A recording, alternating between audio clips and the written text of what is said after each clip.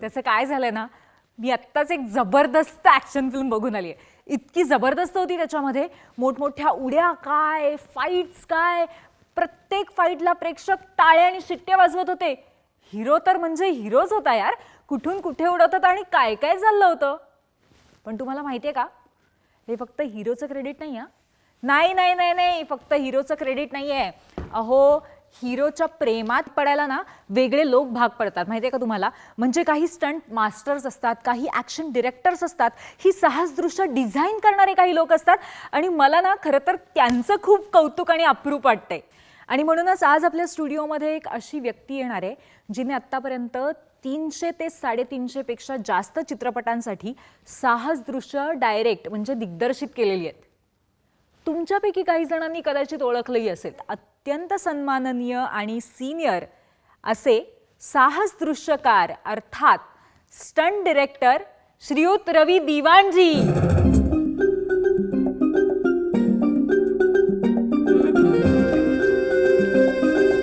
Sir, तुमचं पुन्हा एकदा आकाशवाणी झकासवाणीमध्ये खूप खूप स्वागत. आपल्या सगळ्या प्रेक्षकांना मला सांगावं असं वाटतं की रवीजी खरं तर इतके पडद्यासमोर आलेले नाही आहेत. त्यांचं नाव सगळ्यांना माहिती आहे, पण प्रत्यक्ष त्यांच्याशी भेट फार कमी लोकांची झालेली आहे. आणि thank you so much for this sir. My pleasure. आत्तापर्यंत तुम्ही सुमारे 300-350च्या वर चित्रपटांसाठी साहस दृश्य डायरेक्शन केलेलं आहे. त्याचं म्हणजे संपूर्ण डिझाईन आणि डायरेक्शन त्यांनी केलेलं आहे. आपल्याला माहिती असलेले अनेक चित्रपट या चित्रपटांमध्ये आहेत, पण सुरुवात मात्र तुमची खूप वेगळी झाली होती. माझी सुरुवात 1975 वर्षी म्हणजे 1975 मध्ये. मी ॲज ज्युनियर आर्टिस्ट म्हणून माझ्या वडिलांबरोबर शूटिंगमध्ये एक्स्ट्रा म्हणतात ज्यांना आपण, तसा मी जायचा. आणि 2-3 वर्ष मी म्हणजे असंच कधीतरी नॉन मेंबर्समध्ये शूटिंग रिक्वायरमेंट असायची जेव्हा, ती रिक्वायरमेंट फुलफिल करायला नॉन मेंबर म्हणून जायचं मी. पण तेव्हा तुम्ही बरेच लहान होतात वयाने. हो, म्हणजे 15-16 वर्षाचा होतो मी तेव्हा. आणि 78 मध्ये माझे म्हणजे मी स्टंटमॅन झालो. पण मग हे अचानक कसं घडून आलं की स्टंटमॅन आपण होणार आहोत किंवा असं काहीतरी करायचं असं तुमच्या डोक्यात होतं का त्यावेळेला? माझ्या डोक्यात नव्हतं. माझे गुरुजी होते, म्हणजे माझ्या वडिलांचे मित्र होते. त्या काळीचे खूप प्रसिद्ध फाईट डायरेक्टर होते रवी खन्नाजी. ओके. तर एकदा मी शूटिंगमध्ये गेलो होतो तर ते भेटले आम्हाला. अच्छा. आणि त्यांनी म्हणजे इंट्रोड्यूस झालो मी जेव्हा त्यांच्याबरोबर, तर त्यांनी विचारलं की क्या करता है ये. माझे वडील बोलले कुछ नहीं, मारामारी करता है. वो इसका बस पडता वडता है नहीं. अच्छा. वही सब करते रहता है. हो, मग ते म्हणाले तेच कर मग आता. वो बोलताय की ते म्हणाले मला, खन्नाजी म्हणाले की शौक है तेरे को फाईट का. क्या बात है. हां. तर त्यांनी मला ट्रेनिंग दिली. म्हणजे एक माझे आमरान मामू करून एक स्टंट गुरु होते, तेव्हा ते मला 1-2 वर्ष वर्सोवा बीचवर जाऊन त्यांनी ट्रेन केलं. क्या बात आहे. आणि खन्नाजी म्हणाले तुझी हाईट बिल्ड चांगली आहे, स्ट्रक्चर चांगलं आहे. तर त्या काळी जे हिरो होते सगळे वेल बिल्ड, स्ट्रॉंग आणि असे होते. खरे. तर म्हणजे डुप्लिकेट करताना किंवा म्हणजे यू विल डू गुड. तर बरोबर आहे. तसा मी 78 मध्ये मग माझा स्टंट ॲज अ स्टंटमॅन सुरुवात झाली माझी. पण ही सुरुवात झाली एक स्टंटमॅन म्हणून. तिथून स्टंट डायरेक्टर ही खूप मोठी पदवी आहे आत्ताच्या चित्रपटसृष्टीमध्ये आणि खूप महत्त्वाची गोष्ट असते. म्हणजे हल्लीचे जोधा अकबर सारखा जो सिनेमा आहे जो तुम्ही स्वतःच केलेला आहे त्याच्यामध्ये अतिशय मोठमोठे स्टंट सिक्वेन्सेस असतात. तर हे प्रोग्रेशन कसं झालं? हे कसं झालं की ॲज स्टंटमॅन मी बरंच काम करत होतो. म्हणजे धरमजी त्यावेळेस त्या काळी मोठे ॲक्शन हिरो होते. करेक्ट. त्यांचा डुप्लिकेट मी नेहमी करायचं. आणि दिलीप कुमार साहेब ते त्यांच्या फिल्म्स ज्या ॲक्शन कमी असायचं पण मी कारण त्यांना कॉपी करायचा करेक्ट तर ते माझ्याशिवाय ते कधी कोणाला यूज नाही करायचे ॲज डुप्लिकेट. बर बर बर. तर नंतर काय झालं की 85 मध्ये माझे वडील वारले. And I was being head of the family. जसं म्हणजे I was the eldest son, 2 बहिणी आणि आई. तर मग मला असा विचार आला की स्टंटमध्ये त्या काळी स्टंट सगळे रिअल व्हायचे. बरोबर. And it was to risky. तर मग मला असं वाटलं की मी आता म्हणजे उद्या आपल्याला काय झालं तर आपल्या फॅमिलीचं काय होणार असं एक तो प्रश्न आला. तर मग मी 86 मध्ये स्टंट डायरेक्टर झालो. आणि माझी फर्स्ट फिल्म मला एक माझे मित्र होते मजर खान, त्यांनी जलवा माझी फर्स्ट फिल्म होती नसरुद्दीन शाह बरोबर. बर.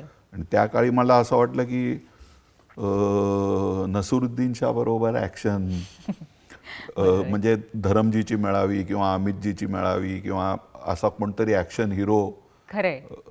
पण त्या फिल्मनी कमालच करून टाकलं एकदम. म्हणजे 6 महिन्यात ती फिल्म रिलीज झाली आणि त्यानंतर माझ्याकडे सगळे जेवढे मोठे डायरेक्टर्स आणि प्रोड्युसर्स इंडस्ट्रीचे आहेत ते सगळे ॲक्शन त्याच्यात फारच चांगलं होतं म्हणून. म्हणजे मनमोहन देसाई साहेब, प्रकाश मेहरा आणि असे मोठे मोठे नावं, राज सिप्पी, अनिल शर्मा आणि त्या काळीचे जेवढे ॲक्शनचे मानलेले डायरेक्टर होते जे ॲक्शन फिल्म बनवायचे त्यांनी सगळ्यांनी एन चंद्रा तर सगळ्यांनी ते पिक्चर मला ऑफर्स केले आणि एक प्रवास नवीन ॲक्शन डायरेक्टरचा सुरू झाला. तुम्ही म्हणाला ते योग्य आहे सर की स्टंटमॅन म्हणलं की खूप मोठ्या प्रमाणावरती रिस्क असते आणि अशा पद्धतीची स्टंट्स करताना बऱ्याच वेळेला अनेकांना प्राणाची बाजी लावावी लागते. काही जण प्राणसुद्धा गमावतात किंवा कधी शरीराचा एखादा भाग जायबंदी पण होतो. पण अशा वेळेला हिरो मात्र भाव खाऊन जातो बऱ्याच वेळेला. आता तो आमचा म्हणजे वी एक्सेप्टेड ॲज चॅलेंज आणि तो आमचं काम आहे. जसं सगळ्यांचं काम आहे.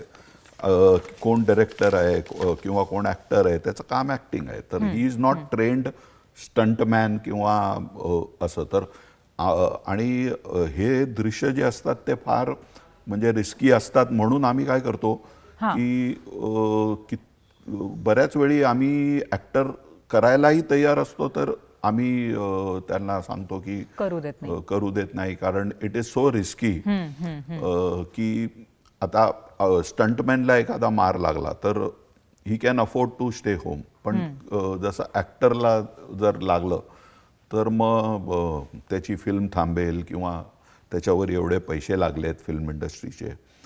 तर it is a part of our job. आणि ते सगळ्यात चांगलं कसं करावं आणि सेफ्टी बेस्ट कशी घ्यावी ते आमचं काम असतं. ॲज स्टंटमॅन सुद्धा जर आम्ही स्टंट करतो कुठलं तरी तर आम्ही बघतो सगळं रिचेक करतो. सगळे आमचे असिस्टंट फाईट डायरेक्टर आमचे सगळे असतातच सिनियर पर्सन्स. पण इवन ॲज स्टंटमॅन मी कुठला स्टंट करतो तर मी एकदा डबल चेक करून घेतो की एव्हरीथिंग इज सेफ. आणि तरी यु नो कधीतरी आपण जेवढे बिझी असतात माणूस स्टंटमॅन पण बरेच असतात. कुठले बिझी नसतात, कुठले चांगले असतात. तर त्यांना दिवस रात्र काम करावं लागतं. कधी झोप असते डोळ्यात, कधी काय असतं, कधी एक स्टुडिओ दुसरे स्टुडिओमध्ये म्हणजे डे नाईट करून कधीतरी ते. आणि जेव्हा तुम्ही रोज रिस्क कंटिन्यूस एका बिझनेसमध्ये आहे रिस्कच्या बरोबर आहे तर त्याच्यात तुम्हाला कधीतरी मार लागणं हे म्हणजे यू कांट स्किप दॅट. ज्या वेळेला स्टंटमॅनच्या बाबतीमध्ये असा एखादा प्रसंग घडतो दुर्दैवी प्रसंग तर त्यावेळेला कशा पद्धतीने त्याला सपोर्ट मिळतो? म्हणजे असं कुठलं असोसिएशन आहे का किंवा अशा केसमध्ये इन्शुरन्स किंवा प्रोड्युसर्स यांचा काही हातभार त्यांच्या कुटुंबाला लागतो का? हो, आमची एक असोसिएशन आहे आणि मला वाटतं इंडस्ट्रीची, आय एम व्हेरी प्राऊड की इंडस्ट्रीची स्ट्रॉंगेस्ट असोसिएशन आमची आहे. It is called the movie stunt artist association. Okay. आणि 1959 मध्ये त्या असोसिएशनचं बर्थ झालं होतं, जेव्हा माझं बर्थ झालं होतं. ओ. तर ती असोसिएशन आहे आणि they look after all this things. आणि जेव्हा मार लागतं सेटवर किंवा असं काय होतं तर प्रोड्युसर किंवा हिरो आणि सगळेच मदत करतात त्याच्यात. बरोबर आहे. आणि हॉस्पिटलाइज वगैरे ते व्यवस्थित होतं सगळं. पण म्हणजे मार लागलं ते लागलं, आता फ्रॅक्चरच झालं तर ते ठीक होऊ शकतं. पण कधी कधी जीव गेला किंवा असं काय झालं मग ते मग आम्ही त्यांच्या फॅमिलीला सपोर्ट करतो, आमची असोसिएशन करते आणि ते सगळं करतो आम्ही. आता आपण पुन्हा एकदा तुमच्या स्टंट डायरेक्टर या पुढच्या प्रवासाकडे येऊ द्या. त्याच्यामध्ये खलनायक, राम लखन, परिंदा, गदर, जोधा अकबर या आणि अशासारख्या अनेक मोठमोठे सिनेमे तुम्ही केलेले आहेत.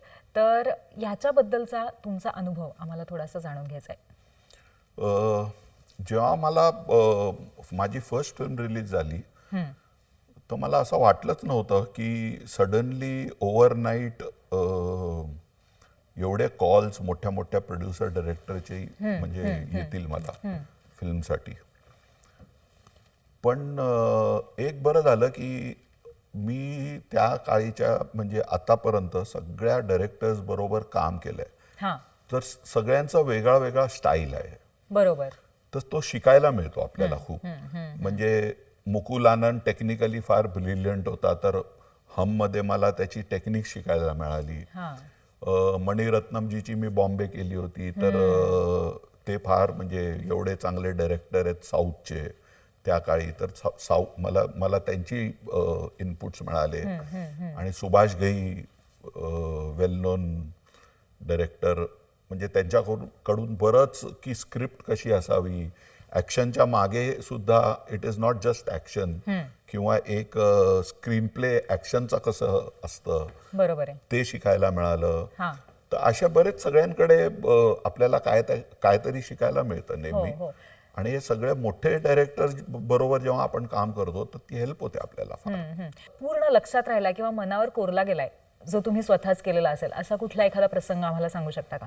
असे बरेच आहेत. जसं गदरचं होतं, तर गदरचं आम्ही जेव्हा गेलो होतो गदरची शूटिंग करायला, आपण दाखवलंय की 50-60 हजारचा क्राऊड होता. तिकडची मिलिटरी होती, तिकडचे पोलीस ऑफिसर्स होते, तिकडचे पॉलिटिशियन्स होते. अमरीशजींनी जो रोल केला होता तिकडून कशाला त्याला एकट्याला, जो सनी गेलाय आपला हिरो, त्याला जाऊन कशाला देतील तिकडून. बरोबर आहे. तर मग आता त्याला मी काय करू की कसा असं काय ऍक्शन मध्ये काय करू घडवू की बाहेर काढता येईल त्याला. तर मग मी त्यांना सांगितलं की तिकडे एक तो हँडपंप लावा तुम्ही असा, की मी त्या हँडपंपचा असा एक म्हणजे पंच करीन, म्हणजे असं काहीतरी हे करीन शॉट की ते 50,000 किंवा लाख माणसं जे पाहतील ते सगळे घाबरतील. आणि नंतर मग तो आम्ही तो हँडपंप तिकडे लावला आणि नंतर तो हँडपंपनी घेऊन आणि ते खेचतो, तर तोच ते सनीचा एवढा इमेज आहे की तो ते करू शकतो. तर असे बरेच घडत असतात की कधीतरी आम्ही जातो आणि सगळं रिहर्सल झालेली असते, सगळं झालेले, पण सेटवर जाऊन मग काहीतरी वेगळंच घडतं की आपल्याला लोकेशनच नाही मिळालं किंवा हेलिकॉप्टर नाही आला किंवा ट्रक पाहिजे होता तो ट्रकच नाही आला. मग आपल्याला कसं ट्रकच्या ऐवजी कार मिळते, तर ते चेंजेस इमिजिएटली आपल्याला करावे लागतात. त्यांनी केलेल्या 350 पेक्षा जास्त चित्रपटांबद्दल आपण जाणून घेतोय आणि यातले अनेक चित्रपट तुम्ही आम्ही पाहिलेले आहेतच. तर सध्याच्या डिजिटल तंत्रज्ञानामुळे ही रिस्क किती कमी झाली आहे आणि किती फरक पडलाय आधीपेक्षा आणि आतापेक्षा, आणि क्रिएटिव्हिटीला किती वाव मिळालाय? तर रिस्क कमी नाही झाली आहे, रिस्क तशीच आहे.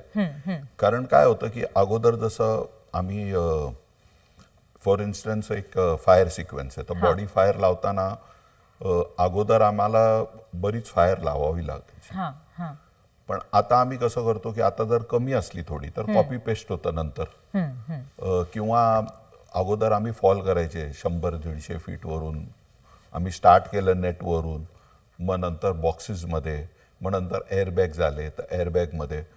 तर ते फॉल्स आता आपण केबल लावून सुद्धा करू शकतो. बरोबर. पण आता केबल आल्यामुळे असं नाही की रिस्क कमी झाला. आता ते 150 फीटची 300 फीट झाली आहे. कारण तर त्याला एक धाडस आणि हिंमत तर लागते माणसाला. कारण माणूस जाऊन जेव्हा हिरो किंवा हिरोईन जो स्टंट करतो किंवा स्टंटमॅन सुद्धा करतो, जेव्हा तो जाऊन उभा राहतो वर ना, तर ते खाली पाहून ती हाईट पाहून एक भीती तर पोटामध्ये तो फर्स्ट स्टेप आउट असताना जे त्याला एक हिंमत तर लागतेच की, कारण आपण फक्त एका रोपवर असतं माणूस, आणि कधी काही टेक्निकल मिस्टेक झाली तर तो प्रॉब्लेम म्हणजे इट कुड कॉस्ट युअर लाईफ, म्हणून तो एक प्रॉब्लेम येतो. तर असं नाही आहे की इझी झालंय, रिस्क आहे, कारण रिस्क वाढली आता. अगोदर स्टंट्स आम्ही कमी करायचे, जसं कार स्टंट असायचं तर आता एक कार नाही, आता किती कार येतात. किंवा अगोदर एक कार स्टंट करायची, आता 4-5 कार येतात, आणि तर ती स्टंट रिस्क वाढली त्याची. डिजिटल तंत्रज्ञानाची कितीही जोड मिळाली तरी पण स्टंटमॅनला जिगर हा दाखवायलाच लागतो, त्याच्या पलीकडे काही नाही होऊ शकत. या व्यतिरिक्त सरांनी मराठी चित्रपटांसाठी सुद्धा खास करून काम केलेलं आहे. याच्यामध्ये अजिंठा, बालगंधर्व, हॅलो जय हिंद सारखे चित्रपट होते. फक्त मराठीच नाही तर काही तमिळ चित्रपटांसाठी सुद्धा काम केलेलं आहे, थोडक्यात रिजनल सिनेमासाठी सुद्धा काम केलेलं आहे. पण अशा वेळेला तुम्हाला मर्यादा जाणवली का दरवेळेला काम करताना? हिंदी चित्रपटाचा जो कॅनव्हास असतो तो खूप मोठा असतो, पण मराठी किंवा रिजनल चित्रपटाला त्या मानाने मर्यादित रिसोर्सेस असतात. तर मला वाटतं की हिंदी किंवा रिजनल, आता मी तामिळ, मल्याळम किंवा असे चित्रपट केलेत, त्यांचं ऑलमोस्ट सेमच असतं. पण जसं सिरियल्समध्ये आम्ही करतो, बरोबर, मग ते तसं करू शकत नाही. आता आम्हाला एक सिक्वेन्स आम्ही हिंदीमध्ये जर 10 दिवस करतो, मग ते अफोर्ड नाही करू शकत सिरियल्समध्ये. तर आपल्याला बेस्ट काय देऊ शकतो आपण सिरियल्समध्ये विदिन अ शॉर्ट टाइम आणि given infrastructure, we have to do that. पण मराठी सिनेमाच्या बाबतीमध्ये सुद्धा असं तुम्हाला जाणवलं की मर्यादा कुठेतरी येते? हो, येते. मराठी, कारण 100-150 करोडची हल्ली हिंदी सिनेमे बनतात. बरोबर आहे. आणि मराठी सिनेमे जास्तीत जास्त 2-3-4 कोटी. खरंय. तुम्ही सिरियलचा उल्लेख केला, त्याच्यामध्ये सुद्धा अतिशय महत्वाच्या आणि खूप लार्जर दॅन लाईफ सिरियल्स ज्या होत्या, म्हणजे त्याच्यामध्ये झाशी की राणी, त्याच्यानंतर the sword of Tipu Sultan, अशा पद्धतीच्या सिरियल्स सरांनी केलेल्या आहेत. तर सिरियलची तुम्ही म्हणाला तशी गरजच खूप वेगळी असते. आता डेली सोपच्या काळामध्ये तर दर दुसऱ्या दिवशी एपिसोड जात असतो, तर ते सगळं प्रेशर कसं हँडल करावं लागतं? ते आम्हाला बिगिनिंगमध्येच आम्ही तो बँक बनवून घेतो त्यांची, आणि ॲक्शनची बँक. कारण ॲक्शन मी तरी घाईघाईमध्ये कधी करतच नाही ॲक्शन. लवकर करून देईन तुम्हाला काम, 4 दिवसाचं काम एका दिवसात करून देईन. पण तुम्ही सांगितलं इमिजिएटली सेफ्टी सोडा, हे सोडा, नाही करून घ्या, माझ्याकडे टाइम नाही, it is going to come on air, उद्या एअरवर टाकायचं, तर मग I put my foot down. कारण तिकडे काय असतं, एक लाईफ असते, एक रिस्क व्हॅल्यू असते.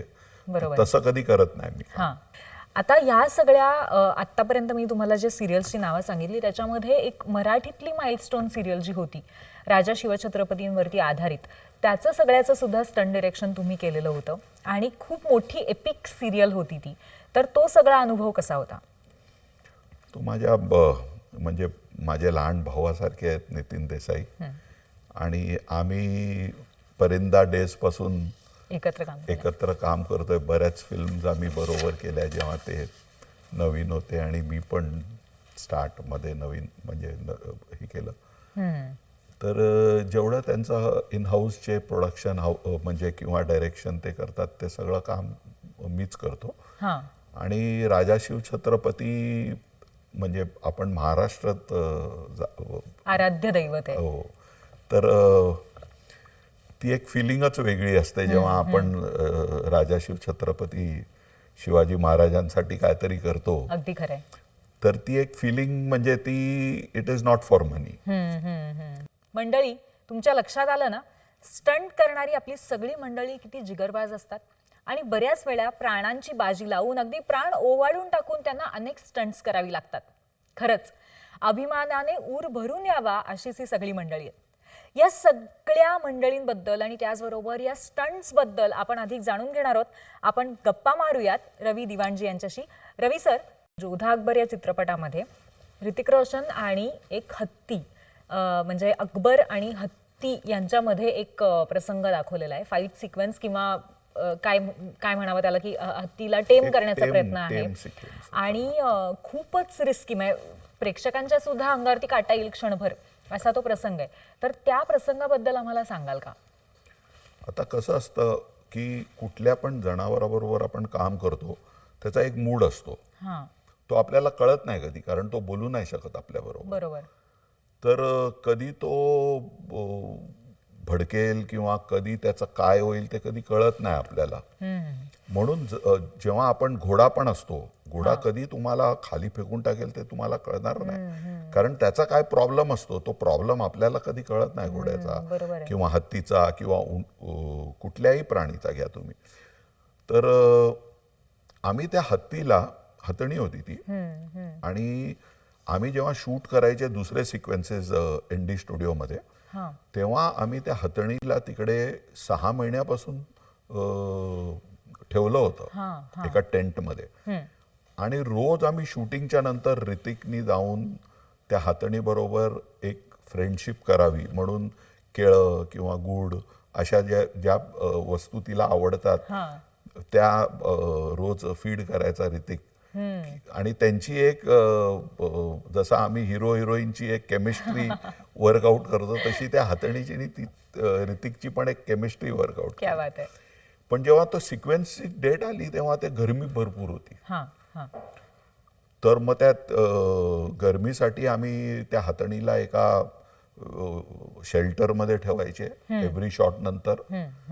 आणि नंतर अर्ध्या 1 तासात जेव्हा गरमी वाढायची दुपारच्या टायमाला तर आम्ही स्प्रे करायचे पाणी तिच्यावर आणि मग ते सुकायचं पाणी परत आणि मग शॉटवर. तर हिरोईन पेक्षा जास्त नखरे आम्ही त्या हत्तीणीचे सहन केले होते. हो. या व्यतिरिक्त सरांनी अनेक आपण जाहिराती बघतो, तर या जाहिरातींच्या बाबतीत आम्हाला थोडंसं सांगा, तिकडे काय वेगळं अनुभवायला मिळतं? जाहिरातीत काय असतं की आपल्याकडे भरपूर टाइम असतो आणि त्यांचे शॉट कॅल्क्युलेटेड असतात आणि ते स्टोरी बोर्डिंग वगैरे झालेलं असतं. तर पण त्यांचे स्टंट्स डिफिकल्ट असतात फार. मोटरसायकलची ॲड केली होती मी एक. तर मोटरसायकलची ॲड अशी होती की तो दार ऑटोमॅटिक खाली येतो आणि त्या दारेच्या खालून बाईकची ॲड होती आणि तो स्टंटमॅन स्किट करून असा खालून निघायला पाहिजे. तो दार थांबणार नाही. आता दार तो म्हणजे तो रिमोट कंट्रोलवर रिअल दार होता. तर ती रिहर्सल अगोदर आम्ही करून घेतो विदाऊट दार. मग त्याला ते एकदा आम्हाला कळलं की हे झालं एकदम 100% सेफ झालं जेव्हा स्टंटमॅन आपलं करेक्ट आहे. प्रत्यक्ष चित्रपटापेक्षा सगळी जास्त ऍक्शन पडद्या मागेच घडत असते आणि तुमच्या निमित्ताने आम्हाला ती सगळी अनुभवायला मिळते. या व्यतिरिक्त त्यांच्याबद्दल आणखीन एक महत्त्वाची गोष्ट म्हणजे त्यांनी स्वतः अभिनय सुद्धा केलेला आहे सागर, शक्ती, मशाल या चित्रपटातनं. तर हे कसं काय घडलं, म्हणजे अचानक एका स्टंट डिरेक्टर पासनं चक्क अभिनेता म्हणून पडद्यावरती जाताना तुम्हाला कसं काय वाटलं होतं? मध्येच मला असं वाटलं होतं की हे स्टंट केल्यापेक्षा आपण काहीतरी दुसरं करावं, कारण सगळेच सांगत होते की हाईट चांगली आहे, बॉडी चांगली आहे. तर मी सुद्धा सगळ्यांसारखं एक कमाल अमरोईज इन्स्टिट्यूट ऑफ ॲक्टिंग जॉईंट केलं होतं. पण त्याच्यानंतर मला असे चांगले रोल नाही मिळाले. म्हणजे हिरोचा, विलनचा राईट हँड, विलनचा लेफ्ट हँड असेच 1-2 रोल ऑफर झाले. तर मी ते सोडून टाकलं. मी सांगितलं नाही, हे नाही करायचं मला. किंवा काहीतरी मेजर विलनचा पण मिळाला असता, हिरो नाही तर ते. तर मी जेव्हा परत ॲक्शन करायला लागलो तर त्याचा मला फायदा झाला होता थोडासा. की कधी कधी असतं की जसे रमेश सिप्पी साहेब होते, त्यांची एक फिल्म होती शक्ती. तर शक्तीमध्ये एका ॲक्टरला बोलवलं होतं एक सीन करायला आणि आम्ही तसेच उभे होते गँगस्टर सारखे हां फिलपसाठी मागे. तर तो ॲक्टर जरा म्हणजे बरोबर परफॉर्मन्स देत नव्हता. तर बरेच रिटेक आणि रमेशजी एवढे काम अँड क्वाईट आहेत, त्यांनी 28-30 रिटेक केले हां पण ते झालं नाही. मग शेवटी त्यांना कंटाळा आला रमेशजींना आणि रमेशजींनी विचारलं यार कुछ और करो. तर मग ती एक त्यांना एक मला अजूनही आठवतं की ती एक बाहेरून एक म्हणजे त्या विलनचा अमरीश पुरीचा माणूस येऊन त्यांना एक की मैं जानता हूँ ये अश्विनी कुमार कौन है, ये फलाने फलाने का बेटा है, असं म्हणजे एक न्यूज देतोय आणि ती हसून द्यावी असं तो सीन होता. तर मग बोलले कोई और एक्टर लाओ या किसी और को खड़ा करो, रमेश जी बोलले. तर मग मला त्यांनी विचारलं की यार तुम कर लोगे ये सीन. बोललो हाँ कर लूंगा. तो बोले ये डायलॉग लो. तो मैं बोलो नहीं सर डायलॉग याद है मुझे, अभी 28 रिटेक हो चुके हैं तो सुन सुन के वो याद हो गया. तो मी जेव्हा तो परफॉर्म केला तर फर्स्ट शॉट मध्ये ओके झाला तो डायलॉग सीनच. तर रमेशजींनी सांगितलं की ये आदमी को मेरी हर शूटिंग में आप लाना माझ्या फाईट डायरेक्टरला आणि तो रोल त्यांनी इलॅबरेट केला म्हणजे तो मोठा झाला. पण त्या व्यतिरिक्त तुम्ही तिथेच थांबला नाहीत, तुम्ही स्वतः 2 चित्रपट लिहिलेले आहेत, विनाशक आणि अनर्थ हे, आणि याच्या माध्यमातून तुम्ही लेखकही झालात. स्वतःच्या प्रोडक्शन हाऊसच्या माध्यमातून तुम्ही या चित्रपटांसाठी लिखाण केलेलं होतं. तर हे अचानक तुम्हाला कसं काय वाटलं, का तुमच्या डोक्यामध्ये ही संकल्पना कुठेतरी होती की मला स्वतःला एक चित्रपट लिहायचा आहे? 80s मध्ये जेव्हा ते एक ॲक्शनचं टाइम चालला होता भरपूर, म्हणजे तर जेवढे फिल्म्स आहेत आणि ॲक्शनचा तो मोठा एक दौर चालला होता.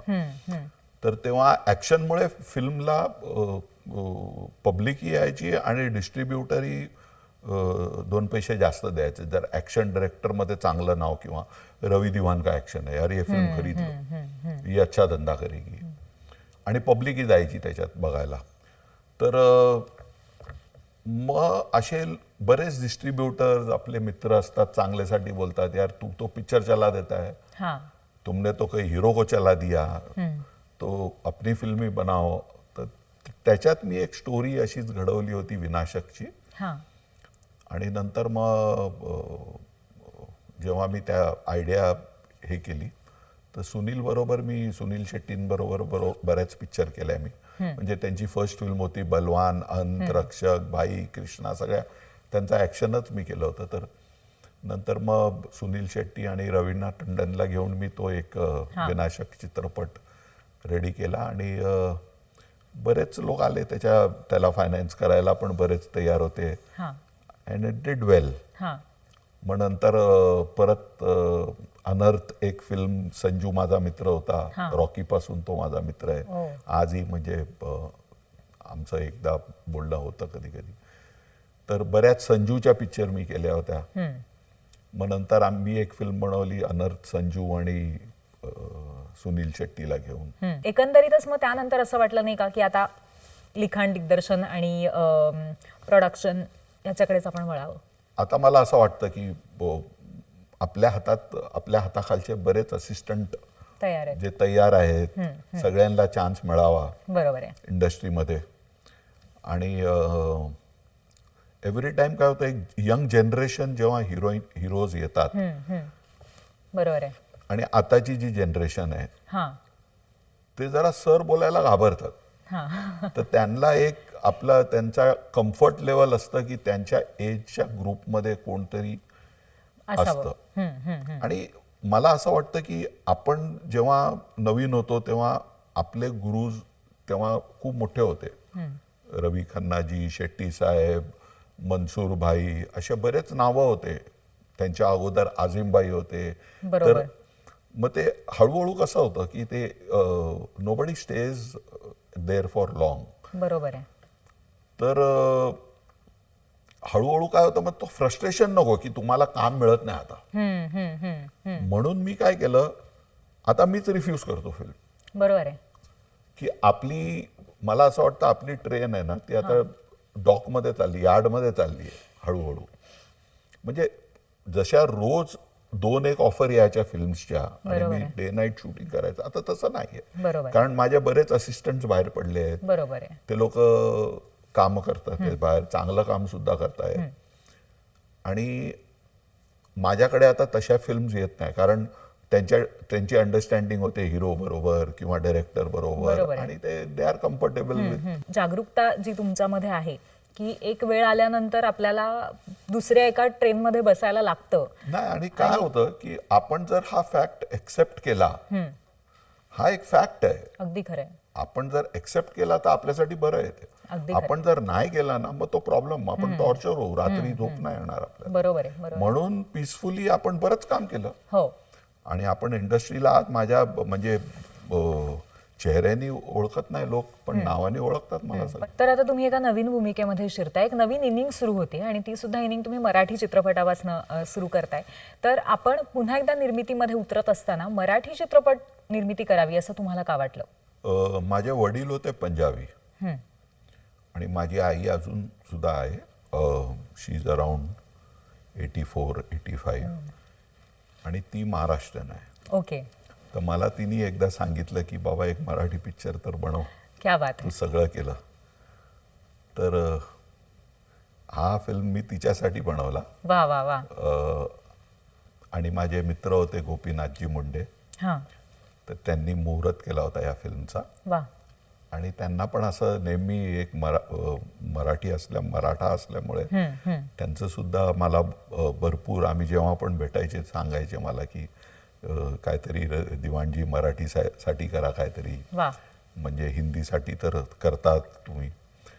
तर आज पण मी मराठीत काम करतो, मराठी चित्रपट करतो, ॲक्शन करतो, तर मी त्यांच्याकडे कधी पैसे डिमांड नाही करत.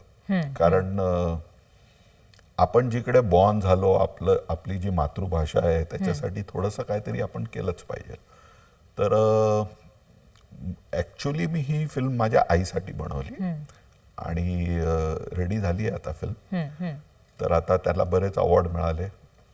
रिलीज होण्याआधीच अवॉर्ड्स मिळालेले आहेत. हो, बरेच, म्हणजे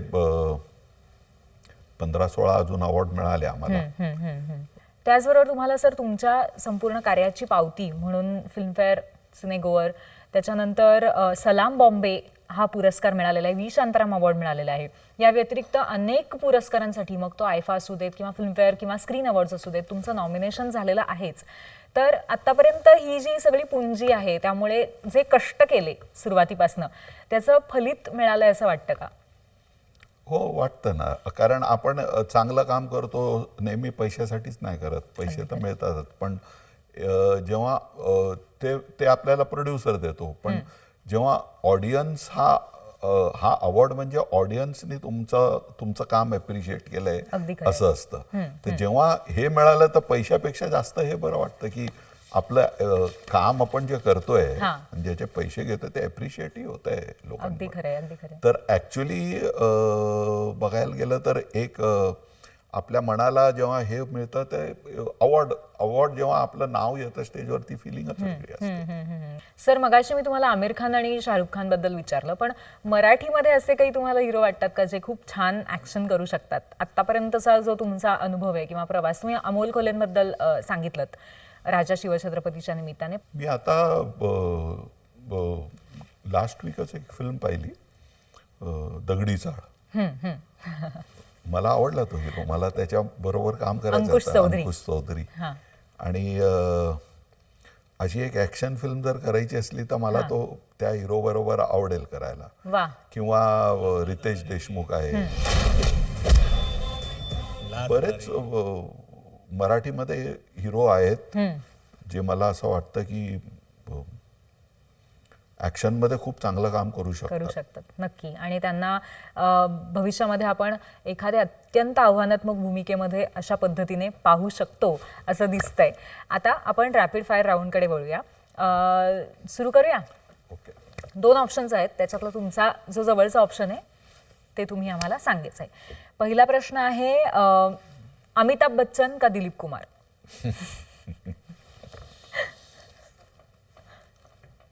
ॲक्शनचं म्हटलं तर अमिताभ बच्चन, पण दिलीप कुमार इज गॉडफादर. क्या बात आहे. अगदी अगदी खरं आहे सर.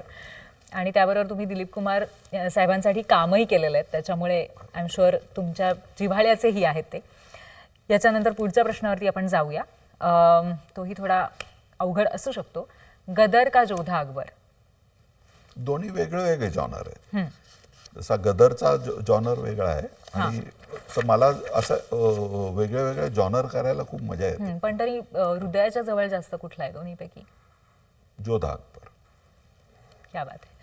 पुढचा प्रश्न आहे, सुभाष घई की महेश भट्ट?